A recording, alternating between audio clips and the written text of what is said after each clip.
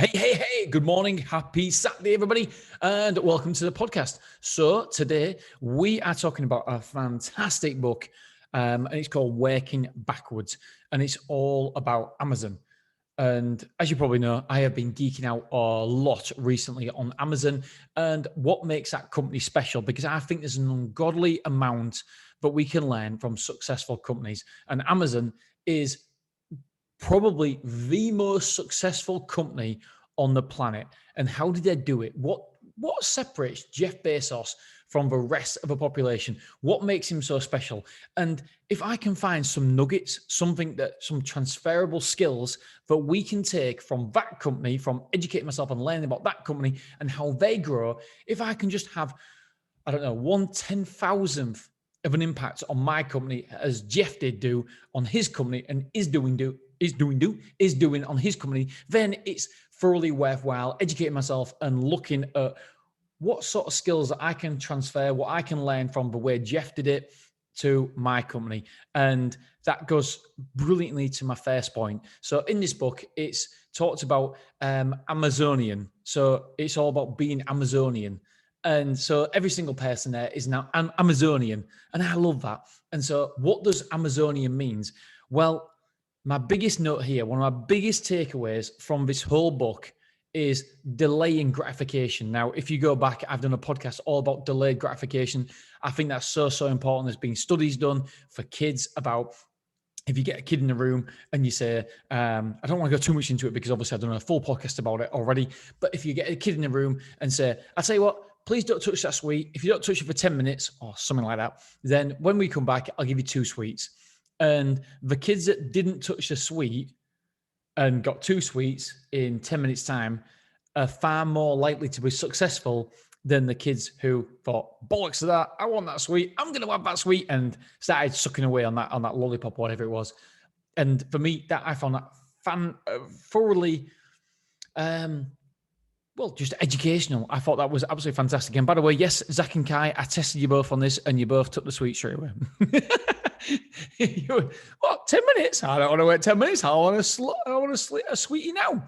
But obviously, when I did test you that, I think you was probably only 3 and 4. So maybe, I can't remember the age range that they tested this on, but obviously, when you're 3 and 4, you have no idea about the delayed gratification and meaningfulness of just waiting 10 minutes, you can have 2, rather than opposed to just have 1 at the minute. So delaying gratification, what does that mean? It means meaning plan for the future, plan for future success, not short-term success. That's the Amazon way and why it's a powerhouse it is. So that's why Amazon have become the powerhouse it is, because they don't plan for short-term success. They plan everything for long-term success. It's all about long-term thinking and results, not short-term thinking and immediate results. So they plan for the future.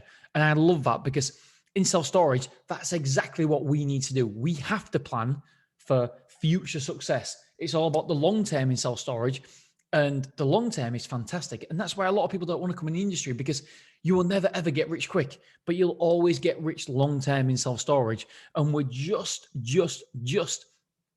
starting to see the fruits of our labor right now in self-storage. But it's taken a long time. It's taken since 2012. So it's taken 9 years, and we're finally starting to see those fruits ripen. Next year, this last year, I think we made 136 grand.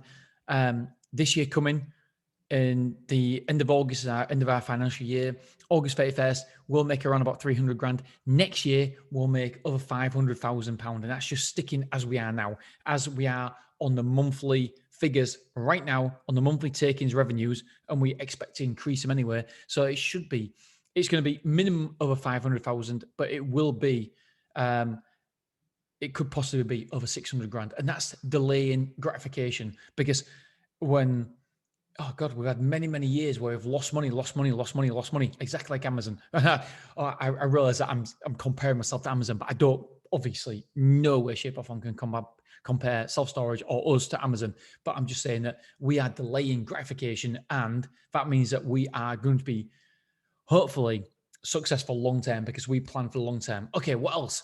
Oh yeah, quote. We need to plant many seeds. This is from Jeff Bezos himself. We need to plant many seeds as we don't know which ones are going to grow. We need to plant many seeds as we don't know which one is going to grow.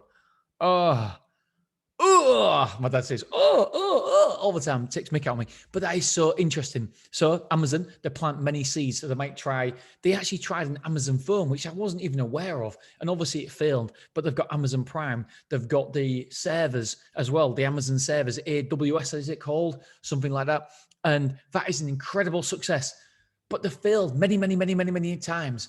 And so the problem is that we all look in society, especially in England, at failure as something we should be embarrassed about. No, do you know what? Fail as many times as you can. Fail fast, fail hard, not too hard, but fail often, because that means you're pushing yourself. That means you're innovating. If you're innovating, if you're starting something new, you will fail. You have to fail. That is the only way. Because if you don't fail, if you don't have failures, then you're not pushing yourself. You're not pushing the boundaries enough. And so we need failure for innovation. And I absolutely love that. What else? Oh, something else Jeff said. Most decisions should be made. Oh, yes. I love this. Most decisions should be made when you have 70% of the information. If you wait until you have 90% of the information, you're moving too slow, and that will be expensive for sure. That is an absolute direct quote from Jeff. So this book says, so most decisions should be made when you have 70% of the information. If you wait until you have 90% of the information, you're moving too slow, and that will be expensive for sure. That is something that all of a sudden, that was a light bulb moment for me, because I definitely am guilty of this. I can think of something now. I've got some containers I can buy from one place and some more outdoor specialist units to buy from two different places. And I don't know what to do. I'm literally I'm looking at pictures. I'm comparing them on big screen and thinking, oh yeah, but I like this, I like that, I like this. And I'm going backwards and emailing something. And I'm like, just make a fucking decision. Just make a decision. But I'm not. And so as soon as I read this, I'm like, yeah, okay, make a decision. Let's do it. Let's move forward. Bosh. So even now I'm thinking, what decision though? And I'm like, well, I'll go there. And I'm like, oh no, but what about this?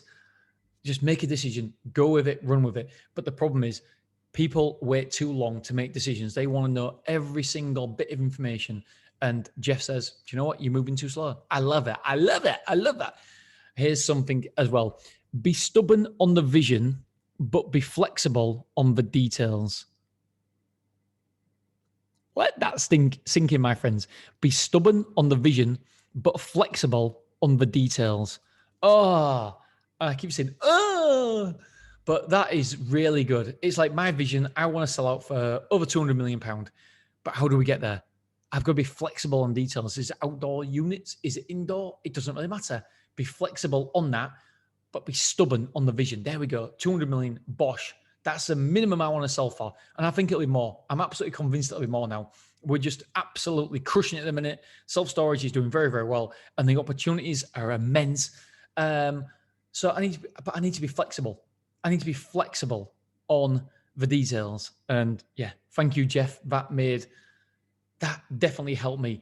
So them little takeaways have made a massive difference to me. That's why it's so important to read books and educate yourself, because if you don't, then you only continue to know what you already know. And so you need to broaden your horizons. You need to take the blinkers off, and you need to make sure that you're getting advice, you're getting input, you're learning, educating yourself, and you're expanding your horizons. You're expanding your vision, because then you will see more things. You'll be open to more ideas. And that, my friends, is how we push forward. Right, I'm going back inside to watch a movie with the wife, and it's just taken 9 minutes, so we're good, we're golden. All right, my friends, thank you so much for listening to me. I appreciate you, and I'll speak to you tomorrow. Bye-bye.